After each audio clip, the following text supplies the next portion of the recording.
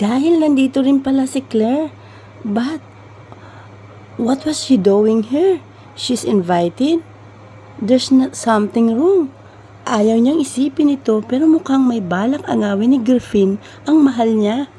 He won't let that happen. Kanya si Claire. He already owned her since day one. Talk? Ano pang kailangan pag-usapan natin, Juan Miguel? Ha? We already talked this morning. You forced me. You pulled me in the bathroom without my permission. Ang kapal talaga ng pagmumukha mo. Juan Miguel, hindi ka ba nakakaintindi ha? We are already done. Yan ang itatak mo sa utak mo. Juan Miguel, tigilan mo na ako. Napapagod na ako sa sobrang kahibangan mo. Nakatiim na sabi ni Claire. Nagpakawala siya ng marahas na hangin sa bibig sa kasinabayan yun ng paglunok. Mahal kita, Claire. Hayaan mo akong ibalik natin ang nakaraan. Hindi na kita lulukohin, please. Give me a chance to love you again. Forgive me for my sins. Claire laughed. Do you want me to forgive you? Tanong nito na tila hindi makapaniwala. He nodded. Yes, Claire. She clapped her hands. Hey guys! Sigaw nito sa mga taong kanina pa nakatingin sa kanila. Hindi man lang nakaramdam ng hiya si Claire ng mga oras na yun. This jerk wants me to forgive him for what he had done to me. He cheated on me. He packed another woman. Anito pa at kasunod nun ay ang pagtulo ng ilang butil ng luha sa mga mata nito. Do you think this man deserves a second chance? She continued. No, sabay-sabay na sagot nila. As what they said? No, walang buhay na sagot ni Claire kay Juan Miguel. Matapos nitong magsalita ay tumalikod na ito at nagpatuloy sa paglayo. Ngunit hindi siya tumigil, hinabol niya pa rin ito. Nang makalabas na sila sa bahay, pursahan niyang hinila ang dalaga at isinandal sa kanyang sasakyan. Nasa kabilang gawi sila, kung saan walang nakakakita sa kanila.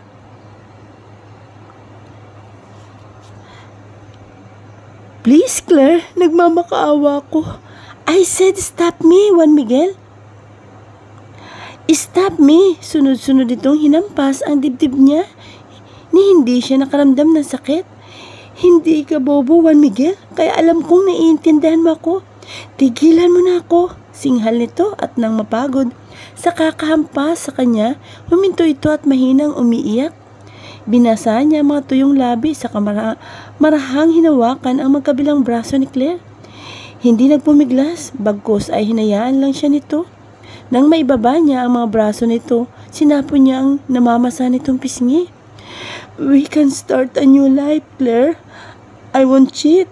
I won't do anything na maaaring ikasakit mo. Magbabago na ako. Pwede tayong magpakalayo-layo, Claire. Saan mo gustong pumunta? Hindi lang tayo masundan ni Asante.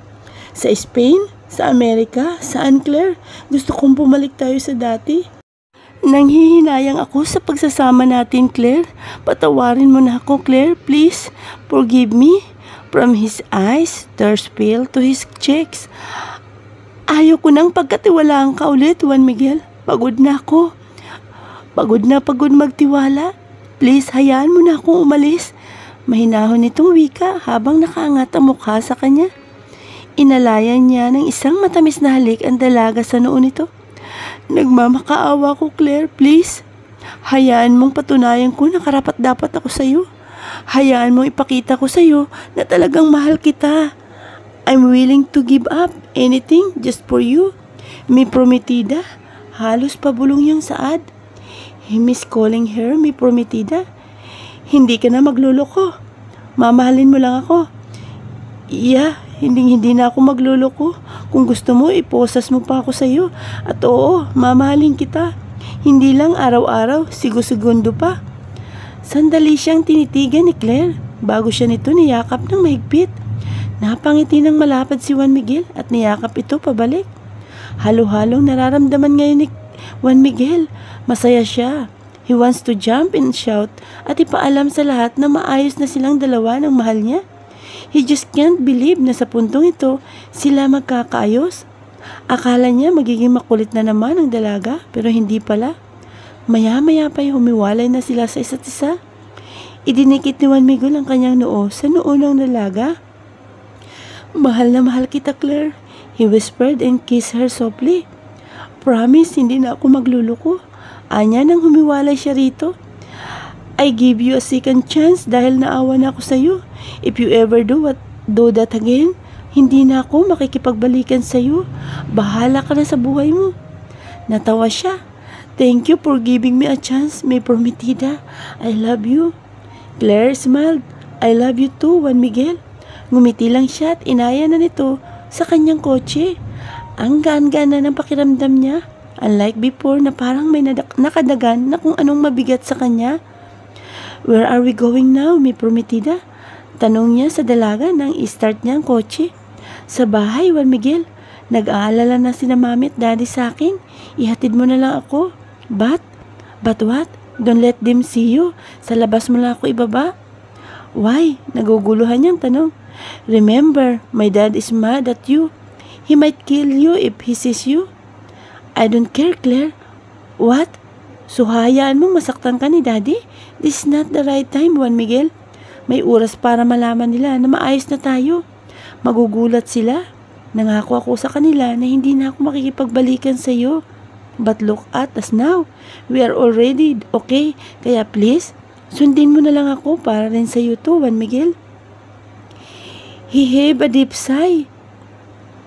Fine, you're right. May tamang oras. Thank you for understanding me. Ninitian lang niya ito bago pinaandar ang kotse niya.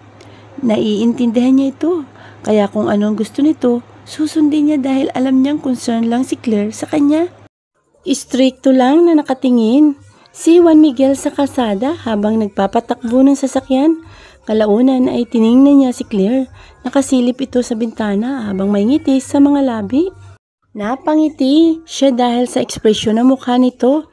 Imbis na pansinin pa, nagpatuloy na lang siya sa pagmamaneho ng kanyang sasakyan. Makalipas ang halos 20 minuto, nakarating na rin sila. Katulad ng sinabi ni Claire, hanggang sa labas lang sila.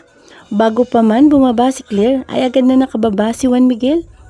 Umikot sa gawin ni Claire at pinagbuksan ito ng pinto.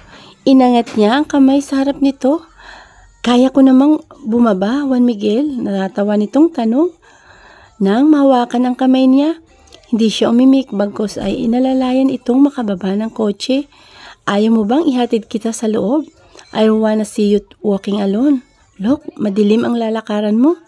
Hindi naman, may mga post light naman. Sige na, aalis na ako. I'll see you.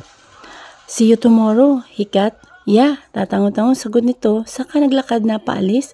Marahas na nagpakawala ng hangin sa bibig si Juan Miguel, saka pinagmasdan ang papalayong bulto ng dalaga. Pumasok na ito sa gate at naglakad mag-isa. Hindi mapakali si Juan Miguel sa kinatatayuan niya ngayon. Kaya naman palihim siyang sumunod sa dalaga. Pumasok siya sa village na tinitirhan ng mga ito. Before he leaves, he wanted to see her safe and sound. Ganun siya na mag-alala sa dalaga. Hindi man lang niya inisip na maring magalit ito kapag nalaman nitong sumusunod siya rito. Lakad lang ng lakad si Claire, samantalang siya'y nakasunod pa rin dito. Maya-maya pa ay bigla itong tumigil at parang nakikiramdam. Mabilis siyang tumakbo sa may malapit na puno at nagtago. Nang titingnan niya ang dalaga, lumingalinga ito. Juan Miguel, I told you, you should stop following me. I saw you. You are behind the tree right now. Bisto na, nagpakawala siya ng hangin sa bibig sa lumabas sa pinagtataguan. Walang emosyong tumingin sa kanya si Claire. Sorry, Anya.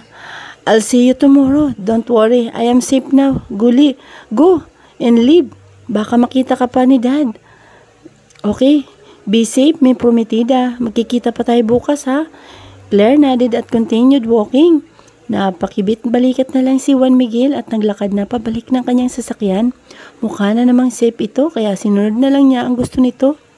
Na makarating sa kotse, agad siyang sumakay at minaniho na yon patungo sa kanyang bahay. After almost 30 minutes of driving, nakarating na siya agad. Ngunit gano'n na lamang ang pagtataka niya dahil sa bumungad sa kanya sa may gate, may mga nakadikit na litrato. It's clear picture. May nakaguhit na X doon. What the heck? Who did this? Halos mapuno na ang gate niya. Napailing siya sa kabinuksan na ang gate at nagtatakbo patungo sa may pinto. Ngunit sa may pinto, may nakadikit din doon isang malaking litrato. Larawan nila yung dalawa ni Claire. Katulad sa picture ni Claire, may ikis din yun. Who the fuck will do this to them? Muli na namang napailing si Juan Miguel. Sa kabinuksan ng pinto, pero bigla siyang natigilan sa bumungad sa kanya. Sa may sahig, may nagkalat na kulay pulang likido. Shit! Anong motibo ng gumawa nito para gawin ito? Para takutin siya? Heck, is not scared. Pero ganun. When he opened the door, the light were already on. There's something inside his house right now. Nagtatakbo si Juan Miguel sa garahe at kinuha roon ng crowbar at bumalik sa pinto. Sakas pumasok na sa loob. Who are you? Why are you pestering me? I am not even terrified. You, fuck you. The telephone rang. He took a deep sigh before he approached the telephone. Kinuha niya yun at idinikit sa kanyang tenga. Isang nakakabinging tawa ang agad na bumungad sa kabilang linya. Are you scared, ha? Tanong nito. Who are you? Who the hell are you? Tanong niya sa madiing tono. Who am I? You already know me. Sir Juan Miguel, it's time for my vengeance. Mapapasa akin ka rin, Juan Miguel. Aagawin kita. Asante, is that you? You guess it right. At sinundan niya yun ng malademonyong tawa. Oh, fuck you, Asante. Hindi pa man niya natatapos ang sasabihin nang babaan siya nito. Dahil sa galit, ibinalibag niya ang telepono at sinundan niya yun ng pagwawala. Ngunit bigla niyang naalala si Claire. Shit, kinuha niya ang cellphone sa bulsa at tinawagan ang dalaga. Pero ngayon lang niya naalala na hindi na yun ang numero nito. Malakas siyang napasigaw saka nagtatakbo palabas para puntahan si Claire. Nasa kapahamakan ito ngayon at si Asante lang ang gagawa nun. That woman, hindi talaga siya titigilan kahit kailan. Bago magpatuloy sa paglalakad ay sinigurado muna ni Claire na nakaalis na ang binata. Nang makalayo na ito, saka siya nagpatuloy. Hindi siya nagsisisi sa ginawa niya. She gave him a chance to change, pero kapag naulit muli ang ginawa nito, hindi na siya mapapatawad muli o magpapatawad sa kay Juan Miguel. May isa pa siyang rason kaya niya tinanggap ulit si Juan Miguel at yun ay ang sinabi ni Manang Tina nitong nakarang araw na hindi mawala-wala sa utak niya. Flashback, malungkot ka yata, Claire. Mabilis pa sa alas 4 na pinunasan ni Claire ang luha sa mga mata bago hinarap ang matanda. Nginitian niya ito saka naglakad palapit sa kanyang kama. Hindi naman po, Manang Tina, I'm just looking outside, thinking about my baby. After that, sinapo niyang tiyan at bahagya yung hinimas. Nagpakawala lang ng hangin sa bibig ang matanda, saka naglakad palapit sa kanya. Umupo ito sa kama. Binigyan ng distansya ang bawat isa. Huwag mo nang ipagkaila, Claire. Alam kong malungkot ka dahil... Bakit ka ba malungkot? Hindi ba't sabi mo sa akin, kinalimutan mo na ang lahat, lalo na si Juan Miguel? Alam mo namang sigurong yung past is past, di ba? Sandaling tiningnan ni Claire ang matanda sa kabumaling sa nakabukas na bintana. Ang hirap pong kalimutan, Manang Tina. Opo, this past few days, hindi ko po inisip si Juan Miguel. Pero bumabalik at bumabalik pa rin po siya rito sa utak ko. Isa pa, nagwo-worry rin po ako sa magiging anak namin. May nabasa po akong mahirap daw pong maging single parent. Ayos lang pong mahirapan pero dahil kay Juan Miguel, tumango-tango siya. Ganun na lang nga po, Manang Tina. Iniisip ko mas maiging nandito si Juan Miguel habang lumalaki ang anak namin. Gusto ko makilala ng anak ko ang ama niya pero hindi na yata mangyayari yun. May trust issue na po ako. Claire, bagya itong lumapit sa kanya. Hinawakan ang mga kamay niya at marahas na hinimas. Ayaw kong mangialam pero ito yung nasa utak ko ngayon. Hindi mahirap magpatawad, okay? Kilala mo ba yung isang artista na pinatawad ang taong pumatay sa nanay niya? Pinatay yun, anak. Isipin mo, ano ang mas matimbang? Hindi ba yung pinatay? Tumango siya. Ang ibig sabihin, bakit hindi mo patawarin si Juan Miguel para sa anak niyo? Hindi sa pinupwersa kita, Claire. Naawa ko sa iyo at sa magiging anak mo. Ako nga, single parent na lang. Wala na akong asawa, kaya nahihirapan na ako.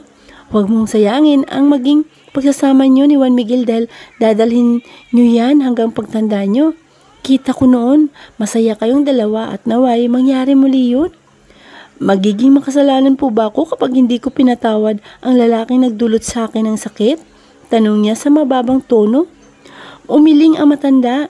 Hindi, Claire, wala kang magiging kasalanan kung hindi ka nagpatawad ng isang tao. Ang akin lang, para sa anak nyo, masayang mabuhay kapag kumpleto ang pamilya. Bumuntong hininga siya sa katumayo. Pero kami, kumpleto naman po, pero hindi masaya, anya. Masaya kayo pero nangyari lang yun. Sige Manang Tina, pag-iisipan ko po yung sinabi nyo. Nginiti lang siya ng matanda sa kalumabasan ng kanyang kwarto, samantalang siya'y bumalik sa bintana. Umupo roon at tinanaw ang maaliwalas na kapaligiran. Marahil ay tama ito, walang masamang magpatawad. Kaya pag-iisipan niya kung papatawarin niya si Juan Miguel para sa magiging anak nila. Ngunit ang sakit, hindi pa rin mawala sa kaibuturan niya. Ano ang mangyayari sa dalawa ngayong napatawad na ni Claire si Juan Miguel? Forever na kayang magiging masaya sila? At ikakasal na kaya sila? Ito po ang ating aabangan sa susunod na kabanata. Please like, share, and subscribe.